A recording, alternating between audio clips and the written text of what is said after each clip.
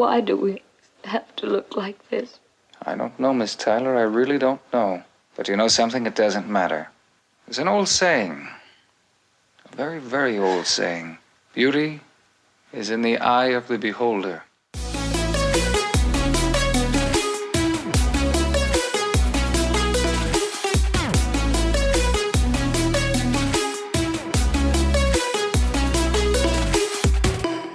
Hey, I'm Derek. And I'm Noah, and you're listening to A Bite of, where we take our current favorite pop culture obsession and enjoy it one nibble at a time, quietly. So, background, I forgot to turn up the volume for when the theme song plays, so we know whenever it comes in, and I did not do that, so I had to give Derek a cue, aka him listening when it ended, and it was so quiet. Because y'all, you know that I need to get jazzed with that theme song before we start.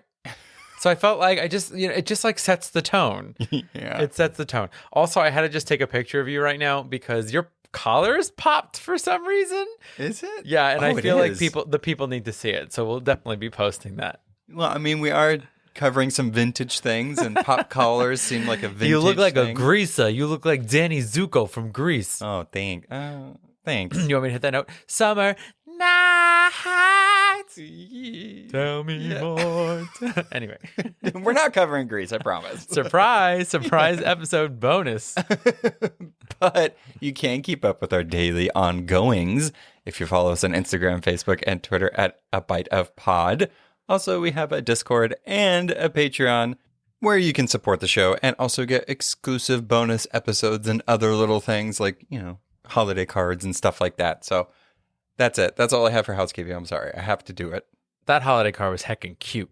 Oh, and also, because we always forget to do this, don't forget to rate us on Apple Podcasts and Spotify, because Spotify now has ratings. So if you listen to us, which most of our listeners do, just go there and leave us a little rating. But good one. Yeah, it's just stars, so that you don't have to write anything. It's so easy. Oh, good. I don't want to write an essay. Just let me do something quick, okay? Right. It's exactly. too much. Yeah. So Noah, what? Tell us a little bit about the theme. Oh, okay. For this episode. This episode is Beauty is Skin Deep because, I mean, is it not? I don't know what that means. It's a good thing, right? Beauty, yeah, I think, no. Is it? We should have looked this up. I like how we named this episode off of like a common idiom, and we have no idea what it means. Beauty is only skin deep. But that's bad. Is it? Don't you want beauty on the inside? Everybody is beautiful, especially on the inside. Yeah. No, I don't like that song. Did you see? I was really hoping we would make it through this episode without that being done. Did you see, like, there's all this Spotify controversy, and James Blunt said, like, if you don't get rid of whatever, I'm going to release new music. That was his threat. Oh, no. Okay, get rid of Joe Rogan. Jeez, Joe Rogan. Yeah. So that way he doesn't release exactly. Music. Dear God, please. That was pretty funny. I did not know that. Yeah, oh I saw it today. Anyway, this episode is Beauty is Skin Deep, and we coupled 2 episodes that have to do with that theme. And as always, I do like to do a little phobia to get, the creepy, spooky. Yeah, stuff going on this. And I found a phobia that fits perfectly with this.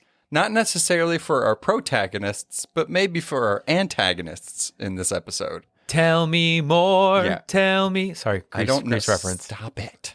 Grease reference.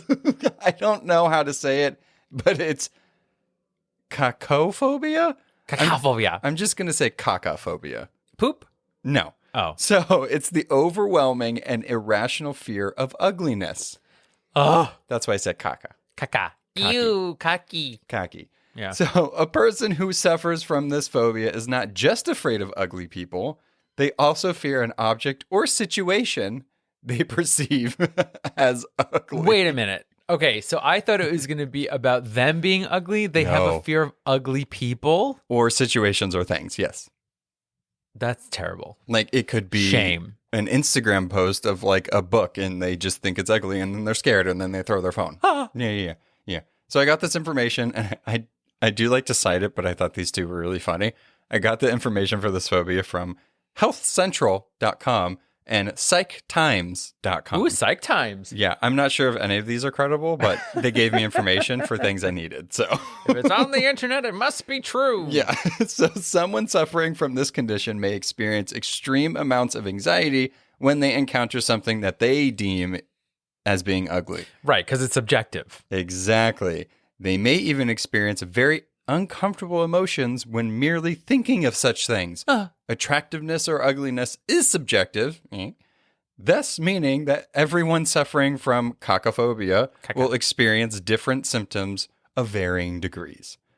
So it's one of those that it's, again, I feel like I keep thinking phobias that are a lot like apocalyptophobia. You can diagnose this, but it varies so much between people that are diagnosed with this or that claim that have it, because one person that has cacophobia could be like, this thing or this person or this situation's ugly, but another person that has it might not think it's ugly. And also, what's the difference between having cacophobia and just being a bad person? What? Like, what if you're just shysty? But you're like, oh no, I can't. There's a difference between like preferences and like thinking somebody's attractive. There's also a difference between just being an asshole, and then there's a difference between running away in fear because you just think that person's ugly. Sounds like these cacophobias people are just making excuses. They're just jerks. Yeah, I don't know. It's interesting that it's like what they deem. Well, right, ugly. exactly. Do they go to a museum and like some person's like, oh my God, the Mona Lisa, and somebody else is like, no. They just run out of the Van Gogh exhibit. Yeah, they're like, too many swirls. Swirls are ugly. I hate redheads. Yeah. Just saying. What? Yeah, so that's my phobia. I don't trust the cacophobians. No. No. Okay, of course, spoiler alert, everyone. Not necessarily for my episode, but I feel like your episode really deserves a spoiler alert. Yeah, your episode is more like, stick it to the man, and mine is like, wait until the end. Right, exactly. Yeah. So you've been alerted for spoilers. Officially. So let us officially take a bite of the Twilight Zone. Number 12 looks just like you and Eye of the Beholder. So I'm starting it off with number 12 looks just like you. This is from season 5, episode 16, but some sources say 18. I don't know why. Okay. So there's a mystery episode somewhere along the line. I don't know. Maybe they took some off the air. I don't know. Who knows? Yeah, I don't know. But it premiered on January 24th, 1964. So this is the last season of The Twilight Zone. It was written by John Tomerlin, and it was based on the story The Beautiful People by Charles Beaumont. Ooh. Yes. So let me start with Mr. Serling's wise words. As always. At the start of the episode. I have to say this. I thought that my Serling voice got a little better in the last episode, but I'm not promising anything. Comment below. Has his Serling voice I don't need to be judged. Cacophobia. gotten Cacophobia. better as the episodes have gone Everyone's on? like, N-O period. He hasn't sounded remotely like exactly. him every time. All right. So let's see. God. Given the chance, what young girl wouldn't happily exchange a plain face for a lovely one? What girl could refuse the opportunity to be beautiful? For want of a better estimate, let's call it the year 2000. At any rate, imagine a time in the future where science has developed the means of giving everyone the face and body he dreams of. Ooh. It may not happen tomorrow, but it happens now in the Twilight Zone. Or the year 2000, which was 22 years ago. 22 years ago, so didn't become reality. I'm still not able to exchange my face. Okay. So here, before we get into it, here are some important numbers. 8, 12, and 17. 17? Oh. That's, Okay. yeah. Side note, I have never seen this episode before. I feel like Derek keeps picking the ones that I've never seen before, which I greatly appreciate. Yes. But I'm always pleasantly surprised at these ones. You know what? And I have to say something. A lot of these I haven't seen since I'm a kid. Fun. So watching them now as an adult, I obviously know like what the main storyline is and what happens at the end, but like actually listening to the words now, I really see the meaning. Well, that's the thing about what it is. Yeah, that's the thing about the Twilight Zone that I think is interesting with not just us covering it, but watching it every year. And the reason why it's still so popular, I mean, artists and people, and there's still huge fan bases with it because it's always relevant.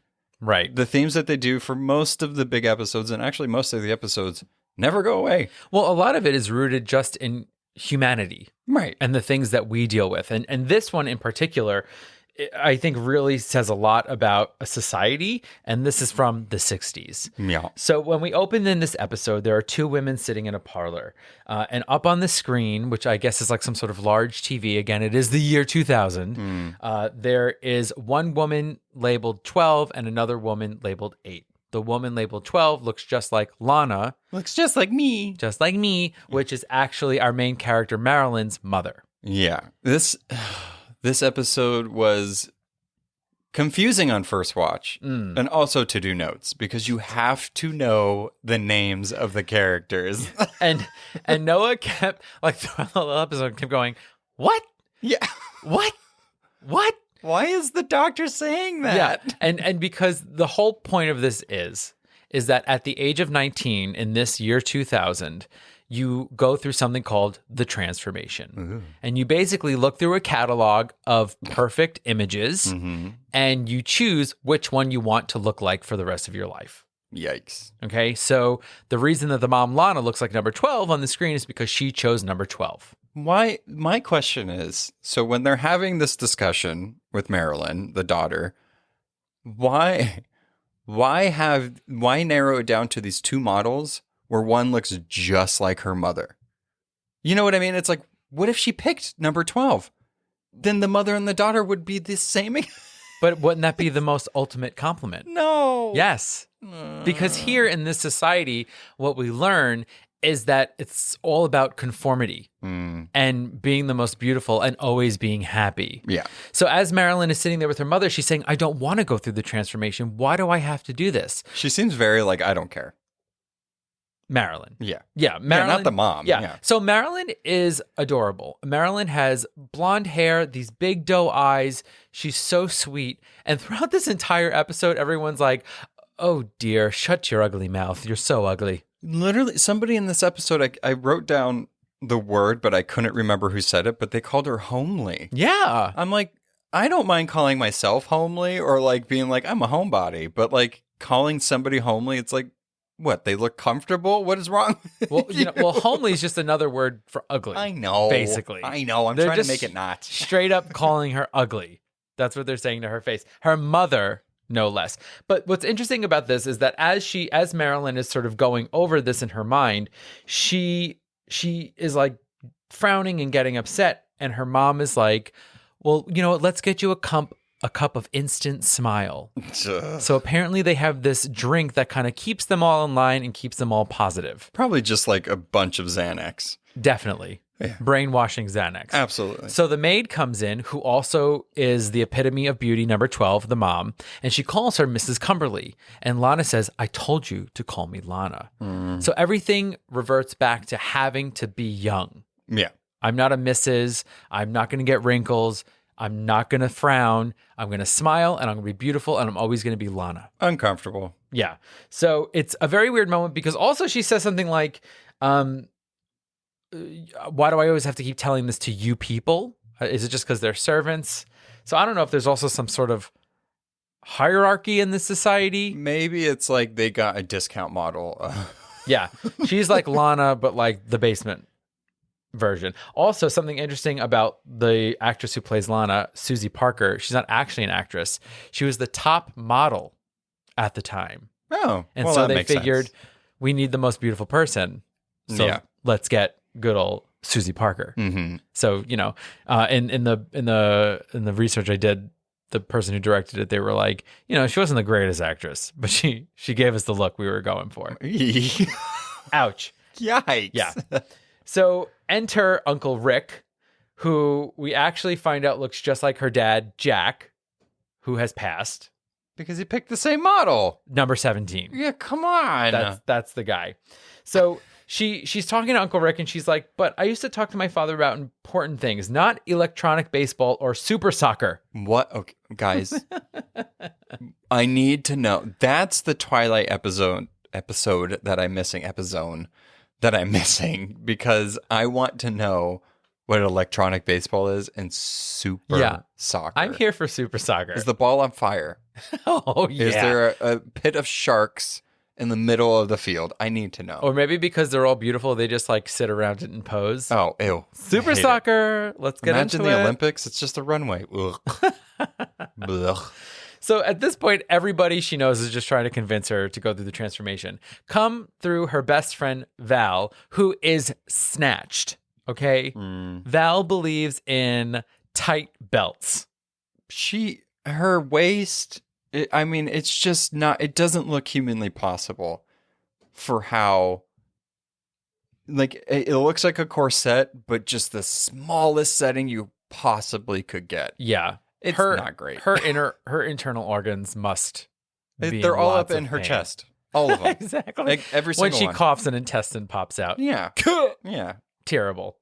So after this, Lana brings Marilyn to the doctor, Dr. Rex, who is played by the same actor that played Uncle Rick. And also the dad, apparently. And the dad. Jeez Louise. See, again, this is why I'm saying you need to know the names. Yeah. And so Dr. Rex is like, well, of course she's sad because she's ugly. And Marilyn's like, oh, no. I'm sad because I don't want to go through the transformation. He's like, this is too much. And as he says this, he pulls a Dr. Evil and brings his pinky up to his mouth. Guys, I get that in situations where the same actor plays multiple people, they have to have different characteristics. What I don't understand is this person's need. They're like, oh, how do I distinguish Rex from Uncle Rick? Oh, I'm just going to put my freaking pinky, just rest it on my lip. I mean, it's so weird. Wait a minute. Is it possible that Mike Myers saw this episode and took the pinky for Dr. Evil from Dr. Rex? Maybe. I mean, the way that Dr. Evil does it, it's like he kind of turns his palm outward. But this guy, he just like rests it. He's just constantly thinking and talking with the pinky to the side of the mouth. I did write down that he called when he's trying to convince Marilyn to do the transformation. He's like, you'll never age, or you will age, but it's very slow. You live like 140 years or something like that. And he also calls pimples skin eruptions. Ew. Which I was like, ick. Yeah. No thanks. I'm good. Yeah, I am not a Dr. Pimple Popper person. Oh, I don't mind it. But I am enamored by those like little pimple things. Did you ever see those? Like, it almost looks like a Band-Aid and you put it on top of your pimple and it draws out. No. Yeah. Ew. Sometimes they're shaped like stars. Ew, okay. They're fun. Anyway, Okay. Beauty is skin deep. It's fine. So he does a couple of experiments on her. Through this, we learn that her father died in the Ganymede incident 5 years ago. No explanation. No. By the way, guys. But it's confusing. What happened there, we don't know. He puts a colander on her head, by the way. It's like a... Which makes clear tape shoot out of the wall. And he reads it and he's like, no, you're perfectly fine. The only thing is that you're an uggo. Yeah. You're forever uggo. Yeah. So Dr. Rex leads Marilyn to a dark and spooky room where another number 17, Dear this God. time with a German accent, Professor Sigmund Frenz, is waiting for her. And again, they have a whole talk about what it means to be ugly, what it means to have the transformation, how it's the greatest thing. And he even says to her, this transformation gets rid of things that prolong death and you can live a double or triple a regular lifespan. Okay. I mean, like, sign me up for that. Yeah.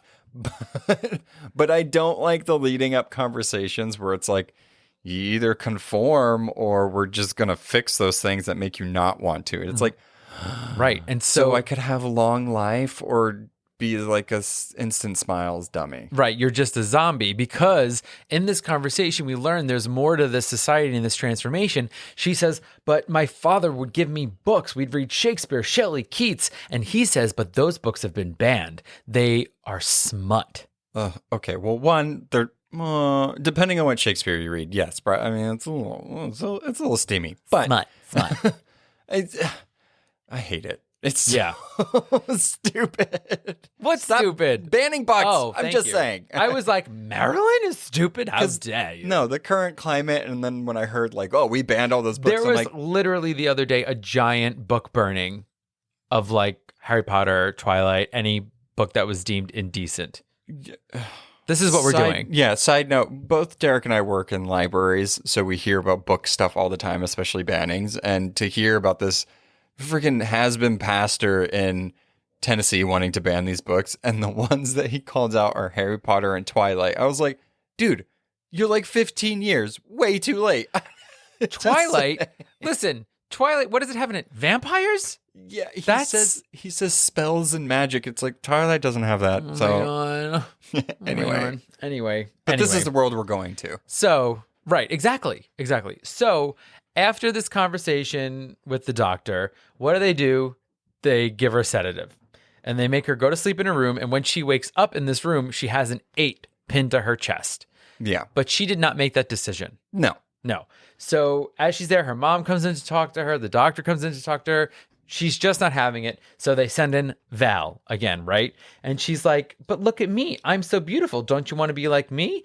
And we learn that her mother has gotten married over and over and over again because their lives are so long. Right. They're not expected to marry one person for their entire lives. Val ends up going on this tirade about Marilyn's dad. And she's like, your dad was a bore. And that's when Marilyn loses it and lets the truth fly that her father didn't die in the Ganymede incident, 5 years ago. Her father killed himself because he had no individuality and nothing to live for. That made me gasp. Yeah, it's pretty upsetting. I forgot about that part. Yeah. And I was like, no. Oh. Yeah, the whole... it's like a bunch of like, oh, you're finding out more information about it. But it's interesting that, it's just it seems very hidden. Or at least Lana, the mom, just kind of is like, whatever. Yeah. She's done with it. Well, Instant she's smiles. forgotten about him. She's gotten remarried a couple of times. Right. So, Val says everything's great. She actually says, life is pretty. Life is fun. I am all and all is one. You're in a cult. Exactly. And so what does Marilyn do? She screams at the top of her lungs, they can't understand. They'll never understand. I do love that in this monologue that Marilyn has is actually pretty fantastic. The whole time we're watching this episode, the acting's like hit or miss. Marilyn's been good the whole time, but this is like she really let her acting chops fly. And she has this little monologue like after talking about her dad killing herself and stuff, and she says, without ugliness, there can't be any beauty. Right. So she's like, you take out all the ugliness or whatever you deem as ugliness, then how are you going to know what's pretty? You're just going to constantly keep changing it, so it doesn't matter what you're doing in the first place. Yeah. I'm like, girl, yes. And it's heartbreaking in a way that she's speaking such truths and from such an honest place, especially related to someone like her father, who she obviously cherished. And all the important people in her life are around her telling her that she's wrong.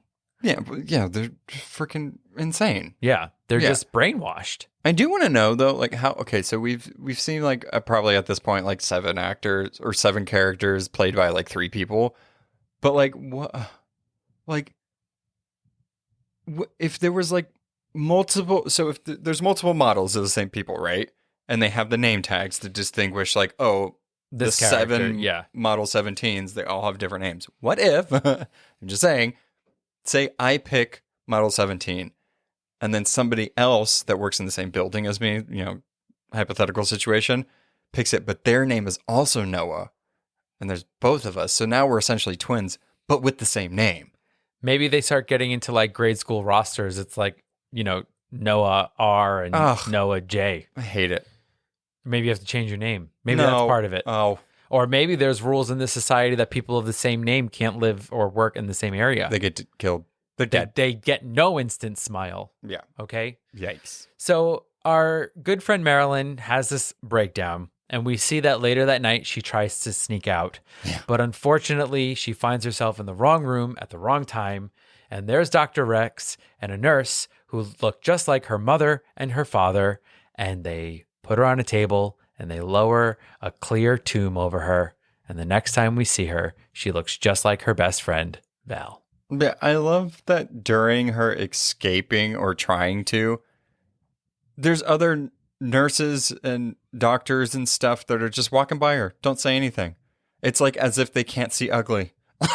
Ooh. You know what I mean? Ooh. They got that cacophobia. It's so weird, but she goes into the exact room they wanted her to go in. I know that these episodes are short, but I was like, oh, come Yeah, I do on. have to say that, like, I felt like there was so much build up to this moment, but the actual moment happening felt like it came out of nowhere. I feel like the whole point of this episode was for Marilyn's speech with Val. Yeah. That was what this whole episode was about, and then they just had to end it. And Right. of course, since it's the Twilight Zone, most of the time, and Right. actually 99.99% never ends well Right. for the people. The only one time it did was Nick of Time so far that we've talked about. Where It's they always a escaped trap, it. usually. It's Right. always like a celestial trap. Right. And actually, what's interesting is in the short story that this originates from, The Beautiful People, she's actually put on trial. Oh, And fun. her sentence is to get the transformation, Oh. which feels like a more definite, like, this is the repercussion of what you've done. I do want to say, though, the way they did it in this one was she had such a high and it's like, oh, she's going to try to escape. And then the next time you see her, she's just been transformed. It was very devastating. Totally. Because you rooted for her the entire time. Because as a viewer, you're like, yeah, this is shitty. This is stupid.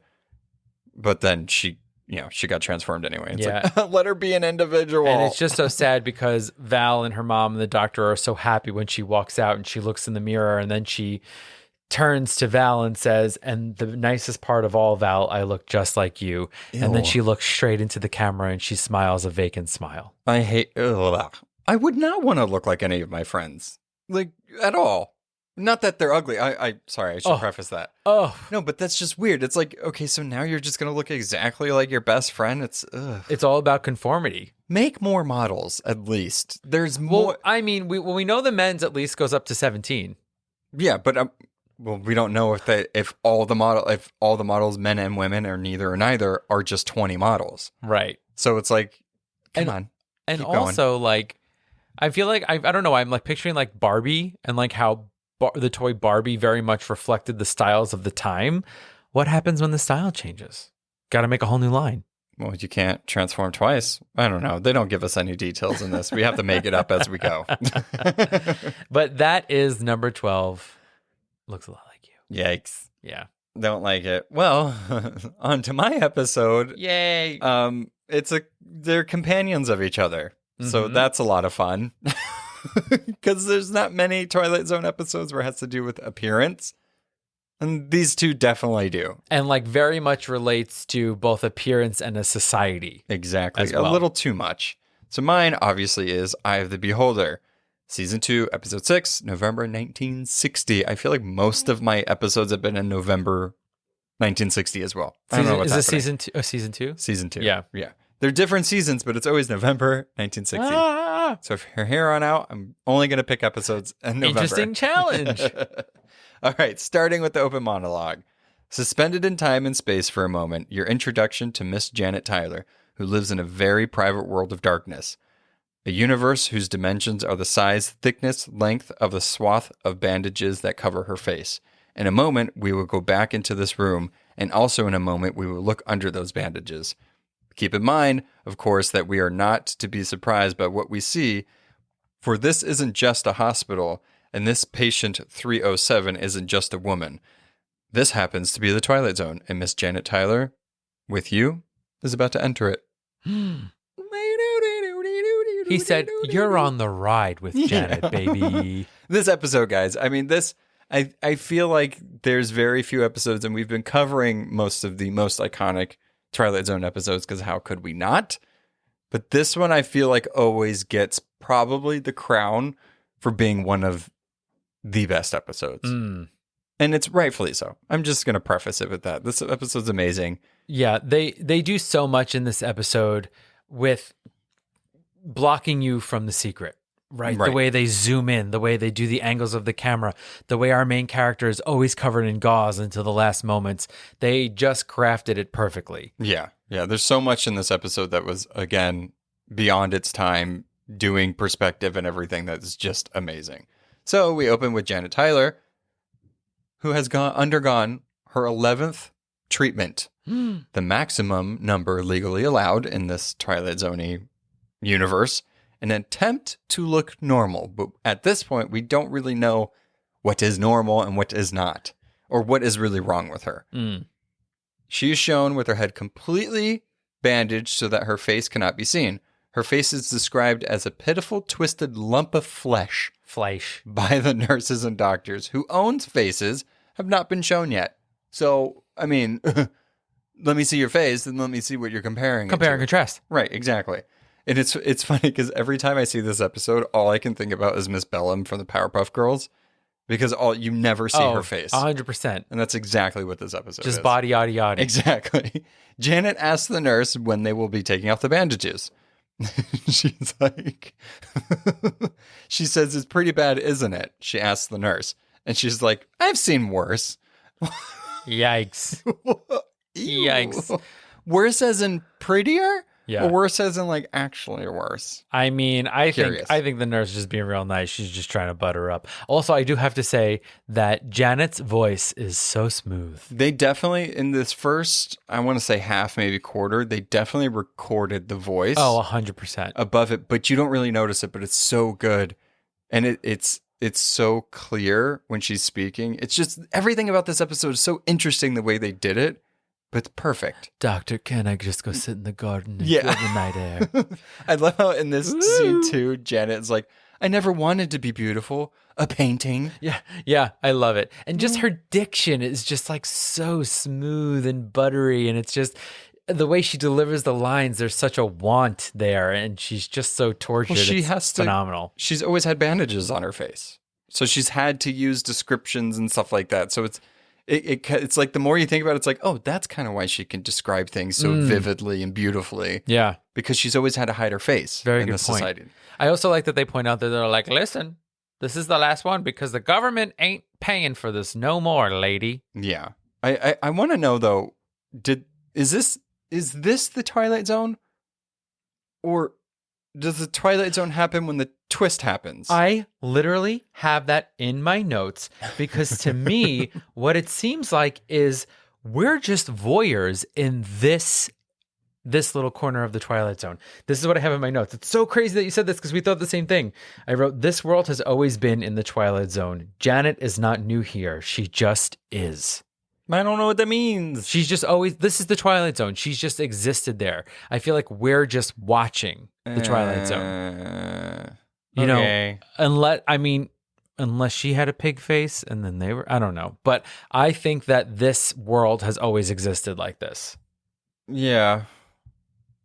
I don't know. It's confusing on some of these episodes. She's been in the Twilight Zone since she's a baby. Yeah.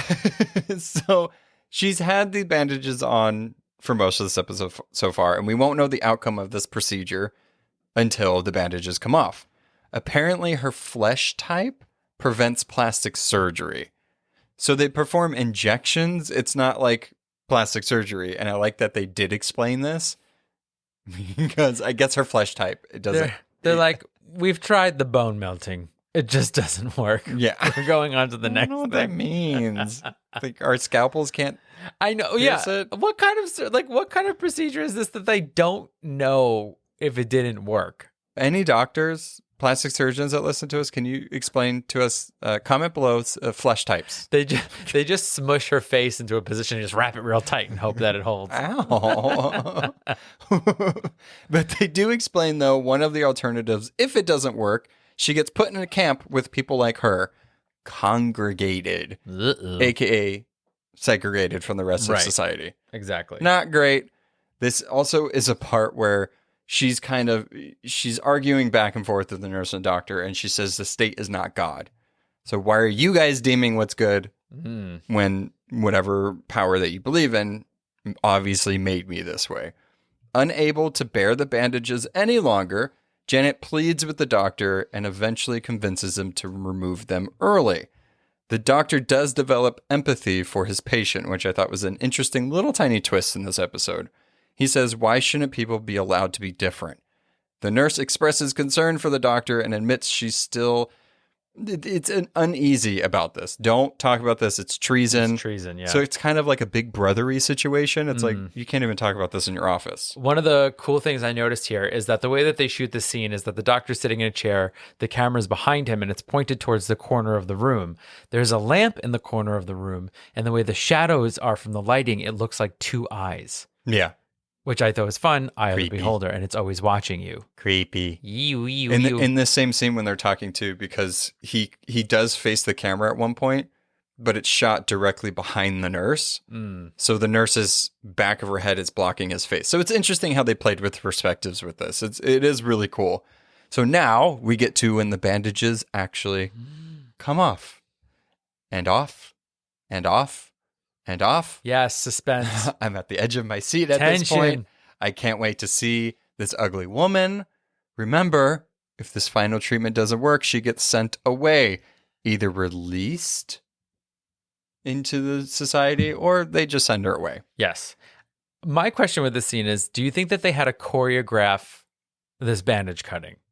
Probably. Right? That's a Like, lot of bandages. Do this one, take it off. You cut here next. Like, that must have taken a long time. A lot. I mean, the suspense was killing me, but it was also like, oh my God, like I get it looks like a lot of bandages, but like movie magic, speed it up a bit. Smash cut. I also like them having to wrap a camera in bandages and then take them off the camera. It's probably just like a plexiglass plate or something. They just added over it. Don't look at the light. Because the whole time it's like, is the light clearer? Can you see me? How far is the band? I'm like, oh my God, just take it off. I can see the light, doctor. Yeah. I can almost see it. There is something that they do say during this while they're taking bandages off of her. And you kind of get a glimpse at what could possibly happen to people that are in her state or with her condition. And the extermination of undesirables is talked about, which does not sound great at all. So it's like, do they really send her anywhere? Well, and we also know that the leader is speaking tonight, one of the nurses says. And so it feels like very much like a mandatory thing. Like everyone has to watch the leader because the leader has all control over all of them. You have no fucking choice because TV screens come from the ceiling and just blare his propaganda all over the place. So the camera pulls back. The staff is shocked. I'm shocked. She's beautiful. By contemporary viewers' standards, of course. Janet is beautiful. By those same standards, the doctor, the nurses, and other people in the hospital are ugly, with drooping large features, large thick brows, sunken eyes, swollen and twisted lips, and wrinkled noses with extremely large nostrils. They almost look like pig snouts. Little piggy wheeze. And I love when they take the bandage off. He goes, no change at all. And everyone panics because she's so devastatingly ugly. Yeah, she turns around. I'm like, oh, she's cute. Yes. And they also do like this like really great reveal moment. Like, you know that thing if they say like when you're going to take a picture, look down first and then look up. She starts down and then she reveals platinum blonde beauty to the camera. Oh, yeah, with a bunch of pig faces around her. I'm like, okay, let me see. Oh, man. These pig faces. I can't get enough of them. At this point, Janet makes a break for it. Well, not necessarily a break, but more just kind of lazily flailing herself through the hallways And like of this hospital. runs into walls a lot. Yeah, I mean, it's a lot like the governess from Turn of the Screw. Call back to past seasons. Oh my God. Where she would go into a closet when she was upset after seeing a ghost or Peter Quill and would flail about in a closet. PQ, your boy PQ. Yeah. So, flat screen televisions throughout the hospital project an image of the state's leader giving a speech calling for greater conformity. Conformity! See how these episodes are sisters of each other?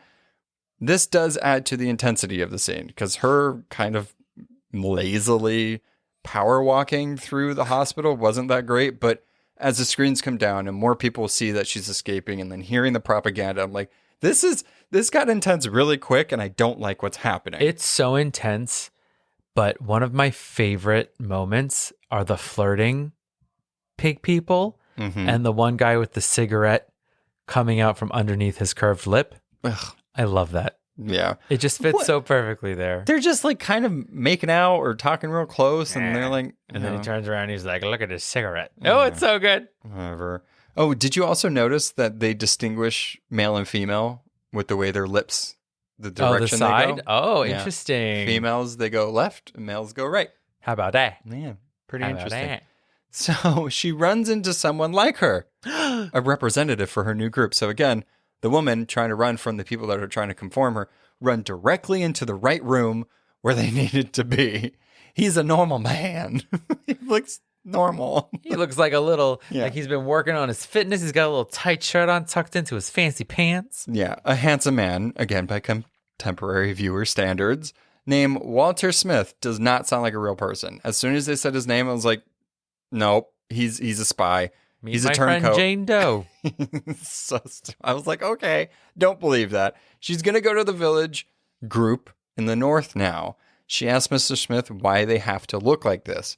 Walter comforts Janet, saying that she will be loved and belonged in the village, and that beauty is in the eye of the beholder. Title drop within the episode. And in Canada, in the north, you can look like us. Oh, I guess it would be Canada. Right? It kind of feels like a Handmaid's Tale kind of thing, right? Like the United States is under this pig revolution, and then in the north, you got to escape. That's true. Most fictional stories where they have to escape tyranny, terribleness, conformity, segregation, they always have to go to Canada. Feeling I think too they're close. trying to tell us Yeah. that Canada isn't bad. Maple syrup and moose, baby. There's more to Canada than those two Justin things. Trudeau. French. Snow. Snow. Exactly. Poutine. Oh, poutine. All right, so that brings us to our ending monologue. Now the questions that come to mind. Where is this place and when is it? What kind of world where ugliness is the norm and beauty is the deviation from that norm? You want an answer? Yeah, Rod Serling. Tell just us. Kind of breaking form here, but yes, I do. The answer is it doesn't make any difference because the old saying happens to be true.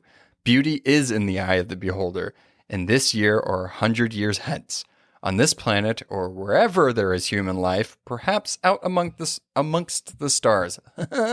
These are tongue twisters, I'm just saying. Beauty is in the eye of the beholder. Lesson to be learned in the Twilight Zone. He said Aesop's fable, baby. Yeah, it's great. I love the message. Everybody is beautiful, but no matter where you go, people are going to have cacophobia Kooky and be dookie. assholes. Yeah, true. And this whole episode, again, is just so crazy that the payoff doesn't come until like the last 2 minutes of the episode. The entire time you're just going, wait, what? Why? Who? How does she look? Yeah, again, that's the great thing about the Twilight Zone because 75% of the episode you could give two shits about what's happening to it, and then it's that last 2 minutes where you're like, oh my god, I love everything in this. Yes, totally. Every single time. Those beautiful little pig faces are just gonna Beautiful. to them. Yeah. Don't be cacophobic. I'm not cacophobic. I'm against people trying to conform other people to their standards. But they see themselves as beautiful. Well, that's fine. They can go do that. Ugh. And obviously the leader, it was very like Adolf Hitler-y. Oh, yeah. It was not pulling any punches with like, hey guys, this is exactly what was happening. Mm-hmm. Great. I love that Rod Serling did use his platform to protest and to speak out about things because that's what people should do. Yeah. They should use their platform, no matter how big or small, to speak about things that they believe in and, the right things. Yeah. I feel like the Twilight Zone, as we've been talking about these episodes, they really feel like predecessors to other forms of pop culture that have a similar message. Like it very much reminds me of V for Vendetta when their leader is on the TV screen screaming. Yeah. So It's a very distinct image where it's like, if you have that, we know what the themes of this story is going to be, Oof. Yeah. Heavy topics Yeah. Well, hopefully we made it fun. tonight on A Bite of. Let's get into our special segment. Yeah. It's about Maybe that can help us. It was Earth all along. So the key to plumper, healthier looking skin has been running through your veins all along. I don't want to know. If it's blood, I swear to God. In special segments past, I've introduced you to snail facials. Yeah. But why get slimy when you can get Grimy? bloody? Oh, You're right. damn it. No. Welcome to the vampire facial. Ew. Those looking for an alternative to dermal fillers can turn to their own plasma. Okay. Another name for vampire facial is platelet-rich plasma therapy. The PRP process starts when your blood is drawn. The vials are then put into a centrifuge to separate the blood into its three parts: red blood cells, white blood cells, and platelets. Plasma. Oh. The platelets are, what were you going to say? I was like, plasma. Plasma. Plasma is the liquid that all blood is in. I know. The platelets are then taken and can either be injected directly into the skin or combined with something like microdermabrasion, where the platelets are then slathered all over your face. So what's the difference? So microdermabrasion, what is it? Microdermabrasion. Excuse me, I keep saying ablation. Abrasion basically is creating the holes and opening your pores, and then it's put all over your face. Whereas in the other way, they're not doing any of that treatment. They're just taking a needle and injecting it straight into your head. Right, but what I'm saying is like, why choose one or the other? Do you want a bunch of needles in your face, or do you want one? I don't know. Oh, okay. I just wasn't sure if there was... Beauty is in the eye of the beholder. I don't know. So is pain. Either way. So young, so gorgeous, so red. Back to the script. While smearing your own blood all over your face sounds like a twisted episode of The Twilight Zone, it was actually Earth all along. Okay, but who does this? Celebrities. Kim Kardashian did it. No. Yeah. Oh, well, I mean... Apparently, I saw an article where she says she regrets it. I don't know why. But yeah, like a lot of celebrities do it. I read that a treatment can start at about $1,000. That's why they regret it, because it did absolutely nothing for you, and you spent a fuck ton of money for somebody to just play around with your blood and then just put it all over your face again. It's called doing it for the gram. It's called being stupid. And although, like, here's also the tea is that, Kim Kardashian probably did not have to pay for hers. She just had to put it on Instagram and then she got it for free. So I don't know what her problem is. Stupid. Well, she probably didn't like it. They took her blood and then put it all over her face. My blood. I know. It's stupid. Is it proven that it actually helps? Or because what I'm not understanding, okay, is that if all of this shit is already inside your body, why isn't it already helping my skin? Well, it's basically taking the pure protein from your blood and injecting it into your skin. So instead of doing it with a chemical protein, you're doing it with a natural protein from your own body. Can I just like put my face in a thing of whey protein and do the same thing? I mean, we can try anything. Okay, I'm going to try it. Next Patreon episode is going to be me face full of protein. Yeah, just going to lather my face up with protein and then we'll see the results. I like it. I don't. Something to look forward to. All right. Well, until next time in the Twilight Zone, guys. We do. Yeah, bye. Thanks for listening to A Bite Of. Artwork and editing by our own Noah. Be sure to subscribe and follow us on Instagram at A Bite Of Pod and on Facebook at A Bite Of. If you have questions, recommendations, or just want to say hi, you can email us at abiteofpod@gmail.com. You can find us on all podcast platforms. Please be sure to rate and review to spread the word. Hope you join us next time on A Bite Of. Bye.